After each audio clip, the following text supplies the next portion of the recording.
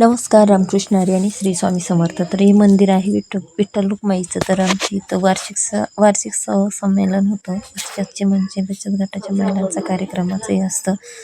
तर इथं आल्याच्यानंतर मी सर्वप्रथम विठ्ठलाचं दर्शन घेतलं. त्याच्यानंतर मस्तपैकी इकडं आमचं महिलांचं चालू होतं खिचडीचं मटेरियल बनवणं. तर कोणी कांदा वगैरे कापत होतं, कोणी मिरची वगैरे करत होतं. मग इकडं झाली आमची खिचडीला फोडणी देणं सुरू.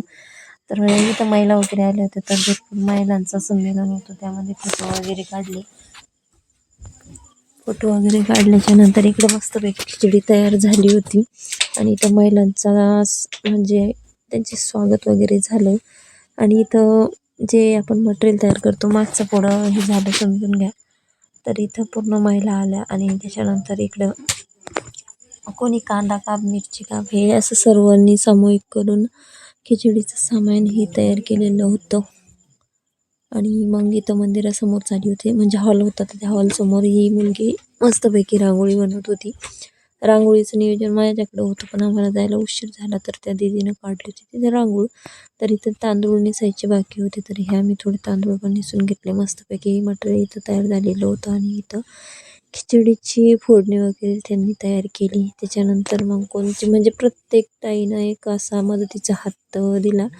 तर या ताईनं पूर्ण मटेरियल हे बाजारातून घेतलेलं होतं आणि इथं खिचडीचं मटेरियल पूर्ण आणून ठेवलं.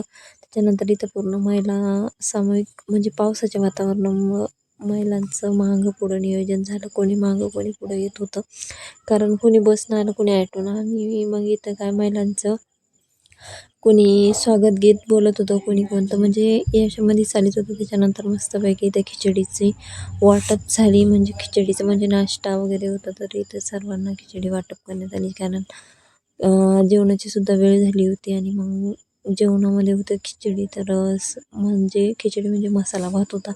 तर सर्व महिलांनी त्या मसाला भातचा असा आनंद घेतला.